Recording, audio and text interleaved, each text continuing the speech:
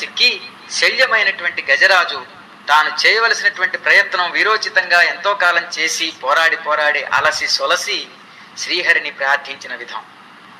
లవొక్కింతయు లేదు ధైర్యము విలోలంబయ్యే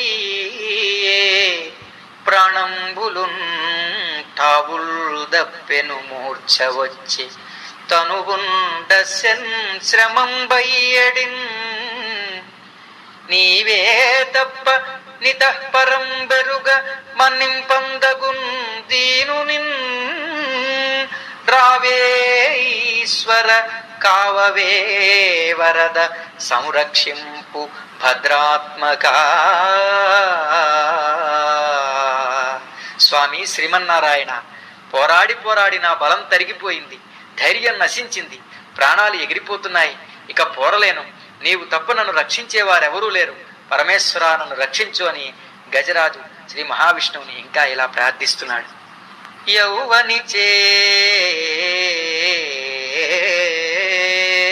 జనించు జగము యవనిచే జనించు జగము యౌవని లోపల నుండు లీనమై యవ్వనియందుడిందు పరమేశ్వరుడెవ్వడు మూల కారణం బెవ్వడు అనాది మధ్యలయుడెవ్వడు సర్వము తానయైన వాడెవ్వడు వానినాత్మభవున్ ఈశ్వరునే శరణంబు వేడెదన్.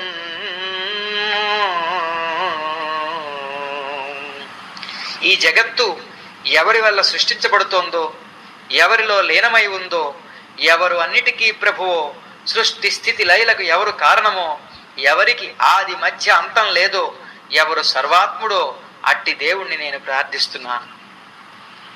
కలడందురు దీనులయడ కలడందురు పరమయోగి గణముల పాలన కలడందురన్ని దిశలను కలడు కలండ నెడువాడు కలడో లేడో. ఎంతగానో ప్రార్థించిన గజరాజుకు ఆ భగవంతుడు కనబడకపోయేటప్పటికీ సందేహం కలిగి దీనుల పాలిటి రక్షకుడు, యోగులకు సన్నిహితుడు, అన్ని దిక్కులకు వ్యాపించి ఉన్నవాడు ఉన్నాడని చెబుతారు కదా, నిజంగా అలాంటి వాడు ఉన్నాడా లేడా అని గజరాజు తలుచుకుంటున్నాడు. అటువంటి సమయంలోనే పోతన గారు ఒకనాడు పద్యం ప్రారంభించి, నీ చిరునామా ఏమి స్వామి, నువ్వెక్కడుంటావు అని ఒక భక్తుడు అడిగి అలసిపోయినట్లు ఆ పద్యం ప్రారంభంలోనే విరమించుకున్నాడు. ఆ తరువాత స్వామియే వచ్చి స్వయంగా తన ఉనికిని తానే చెప్పుకున్నట్లు సాక్షాత్కారానికి గొప్ప ఉదాహరణగా ఈ పద్యం చెబుతారు. అలవైకుంఠపురంబులో నగరిలో ఆమూల సౌధంబుదాపల మందారవనంతరామృత సరః ప్రాంతేందు కాంతోపలోత్పల పర్యంక రమా వినోదియగు ఆపన్న ప్రసన్నుడు విఫల నాగేంద్రము పాహి పాహియన కుయాలించి సంరంభియై అలవైకుంఠపురంబులో నగరిలో ఆమూల సౌధంబుదాపల. వైకుంఠపురంలో గొప్ప మేడలో మందారవన ప్రాంతంలో అమృత సరస్సు పక్కన చంద్రకాంతమణులతో చెక్కి కలువ పూలు పరచిన పాన్పునందు లక్ష్మీదేవితో సరసాలాడుతున్న శ్రీహరి గజేంద్రుని పాహి పాహి అన్న ప్రార్థన విని తత్తరపాటున హుటాహుటిన బయలుదేరాడు. భక్తరక్షణలో తత్పరుడైనటువంటి ఆ స్వామి కూడా ఆ గజేంద్రుని రక్షించాలనే ఉత్సాహంతో తొట్టుపాటు పడ్డాడు. సిరికిన్ చెప్పడు శంఖ చక్రయుగమున్ చేదోయి సంధింపడు ఏ పరివారం బును జీరడు అభ్రగపతిన్ పన్నింపడు ఆకర్ణికాంతర ధమ్మిల్లము చక్కనొత్తడు వివాద ప్రోద్ధత శ్రీకుచోపరి చేలాంచలమైన వీడడు గజ ప్రాణావనోత్సాహియై గజ ప్రాణావనోత్సాహియై.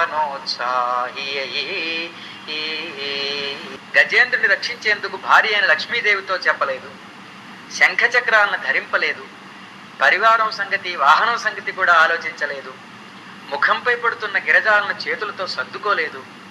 వాదులాటకు పట్టుకున్న లక్ష్మీదేవి బయట చెంగును కూడా వదలకుండా లాక్కుపోతున్నాడు. అలా వెళ్ళిపోతూ ఉంటే ఆ పరివారమంతా ఊరుకుంటుందా మరి? అతని వెంటే బయలుదేరిందిట. తన వెంటన్ సిరి లచ్చి వెంట నవరోధ వ్రాతమున్ దాని వెంకను పక్షీంద్రుడు వాని పొంతను ధనుకమోదకీ శంఖ చక్ర నికాయంబును నారదుండు ధ్వజినీ కాంతుండు రావచ్చి రొయ్యన వైకుంఠపురంబునం గలుగువారు ఆబాల గోపాలమున్. గజరాజును రక్షించాలని గగన వీధిలో వస్తున్న శ్రీహరి వెంట లక్ష్మీదేవి, గరుత్మంతుడు, వారి వెనక ధనుస్సు, గద, చక్రం, శంఖం, వాటి వెనక నారదుడు, వారి వెనక వైకుంఠపురంలోని ఆబాల గోపాలము వెడుతున్నారట. ఈ రకంగా గజేంద్ర మోక్షణ ఘట్టంలో చక్రధారి అయినటువంటి ఆ శ్రీ మహావిష్ణువు గజేంద్రుణ్ణి అతని యొక్క ఆర్తిని చల్లార్చి మొసల్ని సంహరించి సేదదీర్చి గజేంద్రునికి మోక్షం ప్రసాదించినటువంటి ఘట్టం చక్కని రసతరంగం భక్తిభావ మాధుర్యంలో ఆంధ్రుల్ని ఓలలాడిస్తుంది. ఈ రకంగా